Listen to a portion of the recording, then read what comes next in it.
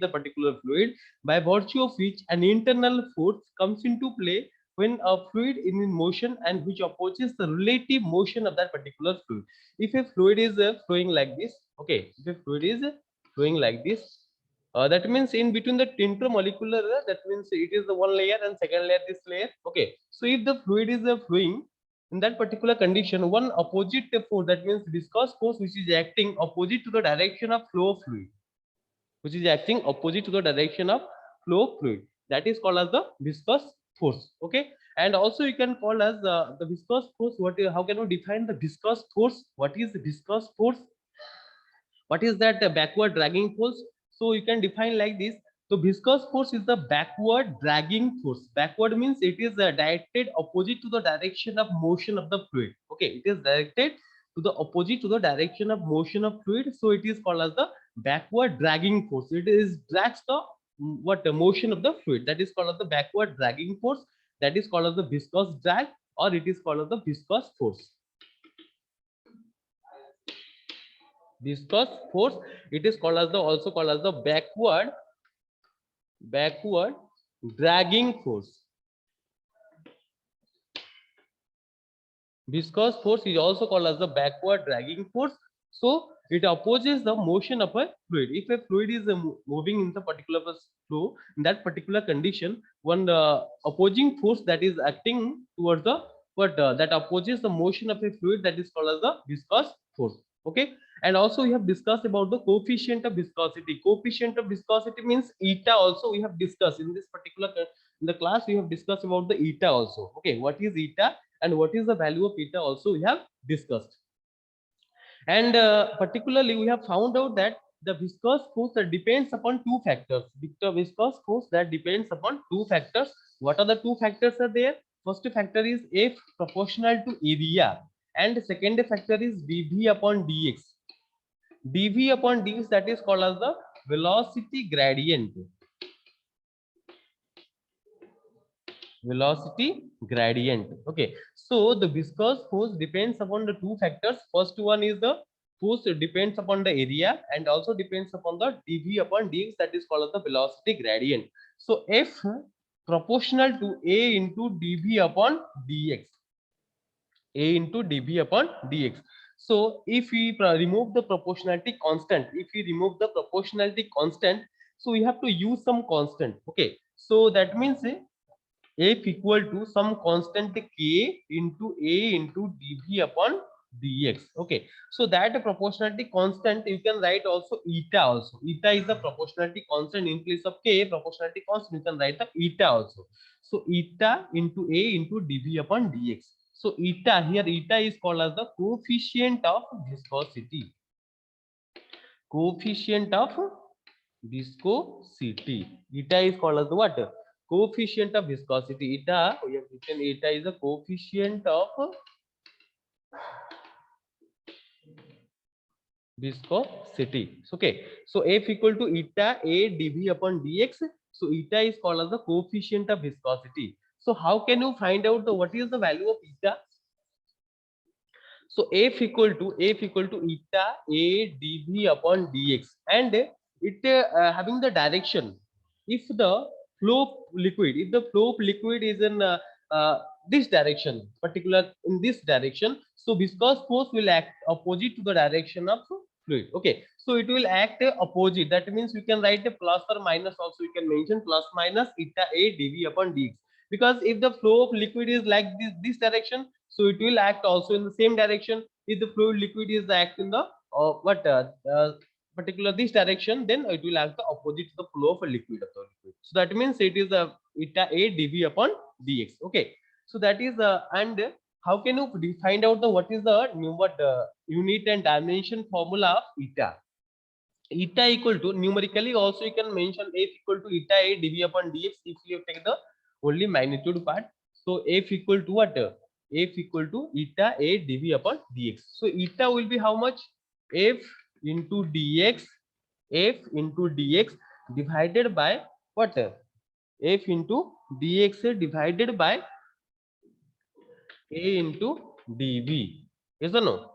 F into dx divided by A into dV, that is called as the eta. Okay, So what is the, how can you define the particular eta? Then if condition is that if dv upon dx equal to 1, that means dv upon dx equal to 1 and area also equal to 1. In this condition, if dv upon dx equal to 1, if you are taking the unit rate, that means a unit potential gradient. Unit potential gradient, we have taken the dv upon dx as 1, and area also we have considered as 1 meter square or 1 unit meter. Okay, so area also we have considered 1 meter square, and dv upon dx we have considered 1. Then and also area equals, we have also considered the area equals to also 1 meter square. Then f equal to eta. Then how, what will happen? F equal to eta. F means it is the viscous force, and eta means it is the coefficient of viscosity. It will the coefficient of viscosity. So how can you define the coefficient of viscosity? What is the definition of coefficient of viscosity? If the question will come like define coefficient of viscosity, write its unit and dimension formula. So how do you write? So first definition says that the coefficient of viscosity of a liquid can be defined as the tangential viscous force, the viscous force required to maintain a unit potential gradient. That means dv upon dx should be unit. dv upon dx should be unit. First condition. Second condition, to between its two parallel layer of unit area. That means area also should be unit. If the two condition will satisfy, then the coefficient of viscosity will be numerically equal to the what? Viscous force.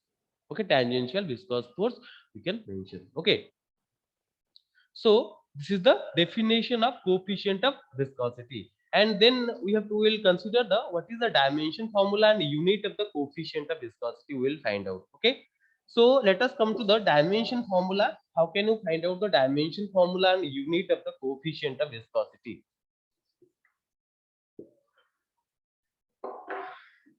So eta f equal to how much? What is the formula? Eta a dv upon dx. Yes or no? So eta equal to how much? F into dx divided by a into dv. F into dx divided by a into dv. This is the value of eta. Okay, so how can you find out the dimension formula? F having the dimension formula, force, it is as it is a force, dimension formula is mlt minus 2. Yes or no? So it is a dx. Dx means it is a type of length. So you have considered L only. Okay, so then area means it is a meter square. It is also type of length, so you can write L square. Yes or no?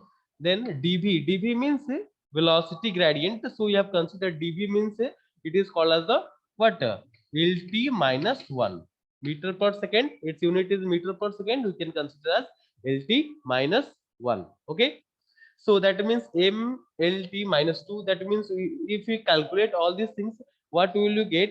Just m l minus 1 t minus 1. So this is the dimension formula of eta. That means if we calculate all these things, l will be cancelled, and what is the remaining part? M l minus 1 t minus 1. This is the dimension formula of what? Eta. Eta having the dimension formula m l minus 1 t minus 1. Okay, and write down what is the SI unit of eta. What is the SI unit of eta, and what is the CGS unit of eta? What is the SI unit of eta, and what is the CGS unit of eta? Okay, so SI unit of eta, write down SI unit of eta. Eta means coefficient of viscosity having the SI unit poise, POISE, poise. So decapoise, it is called the decapoise. Okay, so SI unit of eta equal to decapoise, and CGS unit is the poise, POISE, poise. Okay, so it is called the decapoise, it is called the poise. Okay, so it is the SI unit, and this is the CGS unit. Okay, and what is the relation between decapoise and poise? How can you find out? I'm just writing the what relation. One decapoise equal to 10 poise. If the question will come in decapoise or poise, you can convert into that into poise, because the CGS unit is the poise and the SI unit is in decapoise. Okay, and the this is the SI unit of what coefficient of viscosity, and also decapoise can be also called as the Pauli also, Poiseule, Pauli. Okay, and this is the what SI unit and CGS unit of what eta. Then comes to what is the difference, or what is the difference between viscous force and solid friction. Solid friction means in the solid case also you have also learned about the frictional force. What is the frictional force that is acting between the two but if one body is sliding over the other body, then that condition also you have read about the friction. One friction term is there, that is called the solid friction. And what is the difference between what is the solid friction and the viscous force? Okay, so first difference is that viscous force acting directly proportional to area. That means we have already learned about that F directly proportional to A. Viscous force directly proportional to the area. And in the solid friction is independent on the area. Solid friction does not depends upon the area. Okay, second condition, viscous force is directly proportional to the relative velocity between the two layers. What is the relative velocity between the two layers? That means it depends upon the dv upon dx. We have learned that means it proportional to dv also. Okay, but in the solid friction it is independent between the relative velocity between the two layers. Between the two layers, what is the relative velocity? It is not depends upon the what the solid friction does not depends upon the what relative velocity between the two layers. Okay, first difference is that viscous force, it is directly proportional to the area, and solid friction does not depends upon the area, it is independent on the area. Second condition, viscous force, it is what directly proportional to the what relative velocity between the two layers. Whatever the if the flow of liquid is between the two layers, it is liquid is flowing. In that condition, in that condition, viscous force, it is directly proportional to the relative velocity, but what that solid friction does not depends upon the uh, relative velocity. Third condition, it is independent. Viscous force, it is independent on the normal reaction.